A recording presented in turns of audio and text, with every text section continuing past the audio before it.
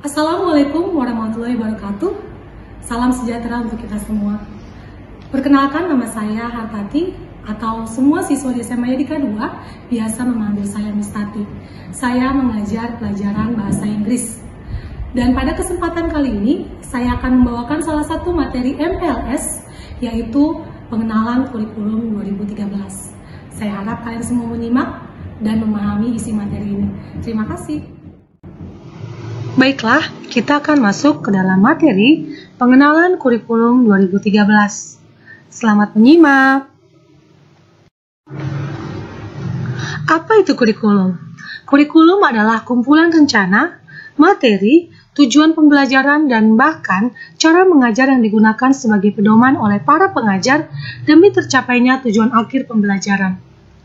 Kurikulum sebagai sarana untuk mencapai tujuan pendidikan, memberikan arah dalam pelaksanaan kegiatan pembelajaran, sebagai alat untuk memudahkan dalam pengaturan kegiatan pembelajaran, membatasi isi atau konten kegiatan pembelajaran. Ini adalah diagram fungsi kurikulum. Seperti kita lihat, kurikulum mempunyai fungsi-fungsi tersendiri bagi guru dan bagi seorang murid. Fungsi kurikulum bagi seorang guru adalah sebagai acuan dalam menyiapkan rancangan dan perangkat pembelajaran, sebagai acuan dalam mencari sumber-sumber belajar agar pelaksanaan pembelajaran sesuai dengan tuntutan kompetensi yang ada dalam kurikulum, sebagai standar dalam pencapaian tujuan pendidikan, dan sebagai acuan dalam pengembangan diri sesuai dengan tuntutan kurikulum. Sedangkan fungsi kurikulum bagi masyarakat atau peserta didik adalah sebagai acuan bagi masyarakat untuk menilai tingkat kesesuaian kebutuhan tenaga kerja bagi masyarakat dengan program sekolah, sebagai acuan bagi peserta didik untuk memilih program pendidikan yang sesuai dengan keinginannya, dan sebagai acuan bagi masyarakat dalam memberikan masukan untuk pengembangan program pendidikan di sekolah. Berikut adalah tahap pelaksanaan pembelajaran kurikulum 2013. Tahap yang pertama adalah kegiatan pendahuluan. Dalam kegiatan pendahuluan, guru mengkondisikan suasana belajar yang menyenangkan, mendiskusikan kompetensi yang sudah dipelajari dan dikembangkan sebelumnya berkaitan dengan kompetensi yang akan dipelajari dan dikembangkan, menyampaikan kompetensi yang akan dicapai dan manfaatnya dalam kehidupan sehari-hari, menyampaikan garis besar cakupan materi dan kegiatan yang akan dilakukan, menyampaikan lingkup dan teknik penilaian yang akan digunakan. Itu adalah hal-hal yang dilakukan oleh seorang guru dalam kegiatan pendahuluan. Selanjutnya, kegiatan inti.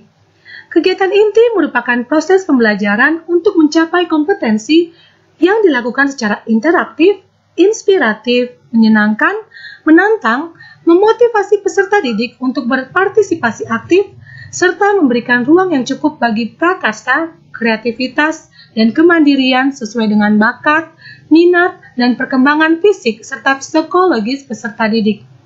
Kegiatan inti menggunakan pendekatan saintifik yang sesuai dengan karakteristik mata pelajaran dan peserta didik. Guru memfasilitasi peserta didik untuk melakukan proses mengamati, menanya, mengumpulkan informasi atau mencoba, menalar atau mengasosiasi dan mengkomunikasikan. Dalam setiap kegiatan, guru harus memperhatikan perkembangan sikap peserta didik pada kompetensi dasar dari KI 1 dan KI 2, antara lain mensyukuri karunia Tuhan, jujur, teliti, kerjasama, toleransi, disiplin, taat aturan, menghargai pendapat orang lain yang tercantum dalam silabus dan LPT.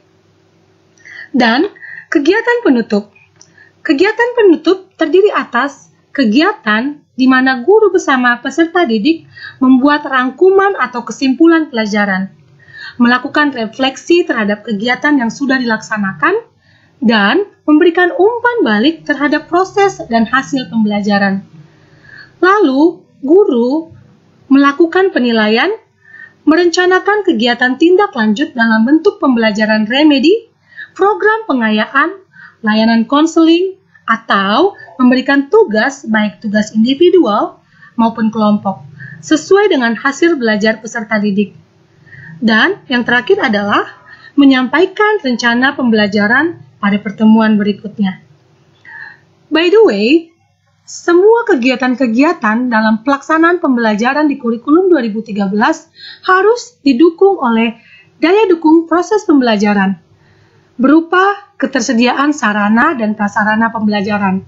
Sarana yang meliputi perabot, peralatan pendidikan, media pendidikan, buku, dan sumber belajar lainnya, bahan habis pakai, serta perlengkapan lain yang diperlukan untuk menunjang proses pembelajaran yang teratur dan berkelanjutan.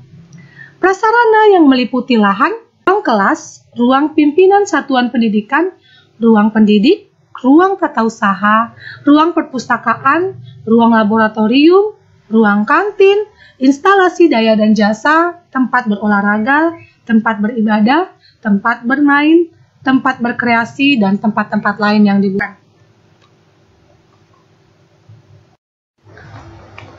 Selanjutnya adalah mata pelajaran di SMA Yadika 2 yang diadopsi dari kurikulum 2013. Seperti yang bisa kalian lihat, ada tabel mata pelajaran dan tabel alokasi waktu belajar per minggunya. Kita lihat yang kelas 10 saja ya. Mata pelajaran di SMA Yadika 2 ada 3 kelompok. Kelompok A wajib, kelompok B wajib, dan kelompok peminatan. Slide yang satu ini kita melihat kelompok wajibnya saja dulu ya. Kelompok A terdiri dari pendidikan agama dan budi pekerti, pendidikan Pancasila dan kewarganegaraan, bahasa Indonesia, matematika, sejarah Indonesia, dan bahasa Inggris. Lalu di kelompok B wajib ada 3 mata pelajaran. Pertama, seni budaya, pendidikan jasmani, olahraga dan kesehatan, prakarya, dan kewirausahaan. Total untuk kelompok A dan kelompok B wajib ini adalah 24 jam pelajaran. Nah, selanjutnya kelompok peminatan. Kalau kamu peminatan matematika dan sains atau MIPA, kamu akan mempelajari matematika, biologi, fisika, dan kimia. Kalau kamu peminatan sosial, kamu akan mempelajari geografi, sejarah, sosiologi, dan antropologi, serta ekonomi. Selanjutnya, ada pelajaran pilihan lintas minat atau pedalaman minat. Kalau kamu di kelas MIPA, kamu akan mendapatkan pelajaran ekonomi untuk pilihan lintas minat. Sedangkan kalau kamu peminatan sosial atau ITS, kamu akan mendapatkan pilihan lintas minat biologi. Dan ada satu lagi pelajaran lintas minat yang wajib dipelajari baik MIPA ataupun IPS, yaitu bahasa dan sastra Inggris. Selain mata pelajaran pilihan dan pedalaman, kita juga punya satu pelajaran muatan lokal, yaitu TIK, Teknologi Informasi dan Komunikasi. Setelah kalian mengetahui mata pelajaran apa saja yang akan kalian pelajari di SMA Yadika 2 ini, berikut adalah aspek penilaian yang akan dinilai. Yang pertama, aspek pengetahuan. Aspek pengetahuan merupakan aspek yang ada di dalam materi pembelajaran untuk menambah wawasan siswa di suatu bidang. Di dalam struktur kurikulum ini, di jenjang SMA memiliki bobot pengetahuan 80% dan 20% aspek karakter. Pada kurikulum 2013 memang diintegrasikan dengan pendidikan karakter yang sebelumnya telah dicanangkan pemerintah sebelum terbentuknya kurikulum ini. Selanjutnya, aspek keterampilan. Aspek keterampilan bertujuan untuk meningkatkan keterampilan siswa dalam membuat, melaksanakan, dan mengerjakan suatu soal atau proyek sehingga siswa dapat terlatih sifat ilmiah dan karakter yang merujuk pada aspek keterampilan. Aspek keterampilan dapat berupa keterampilan pengerjaan soal, keterampilan pengerjaan dan pelaksanaan proyek, keterampilan membuat teks, dan keterampilan dalam menjawab soal lisan. Dan yang terakhir, dan juga penting, adalah aspek penilaian sikap dan perilaku.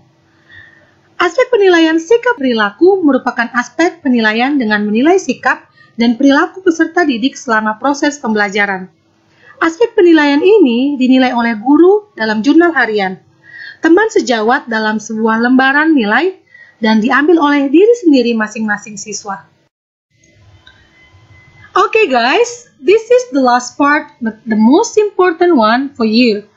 Persyaratan kenaikan kelas sesuai Permendikbud nomor 23 tahun 2016. Berdasarkan dari Permendikbud tersebut, persyaratan siswa untuk naik kelas adalah: yang pertama, kompetensi inti KI 1 dan KI 2 menyangkut sikap dan tingkah laku minimal bernilai baik. So, kalian harus berkelakuan baik di sekolah, terhadap guru, dan terhadap teman kalian. Tapi, semoga kalian tidak hanya berkelakuan baik di lingkungan sekolah ya. Saya berharap kita berkelakuan baik di lingkungan keluarga kita dan juga lingkungan kita bermain. Selanjutnya, nilai pengetahuan KI 3 dan nilai keterampilan KI 4 harus tuntas. Mata pelajaran dengan KBM, ketuntasan belajar minimal yang tidak tuntas tidak lebih dari 3 mata pelajaran.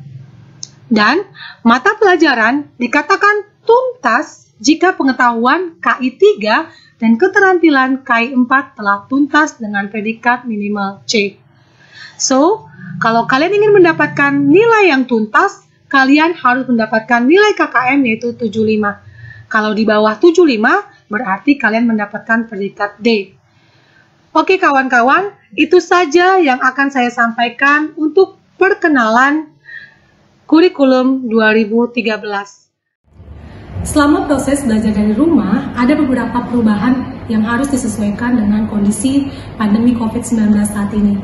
Tapi hal tersebut tidak mengurangi efektivitas proses kegiatan belajar mengajar di SMA Yadika 2. Cukup sekian penjelasan mengenai kurikulum 2013. Semoga bermanfaat dan dapat dipahami oleh kita semua. Terima kasih, salam sehat dan tetap semangat.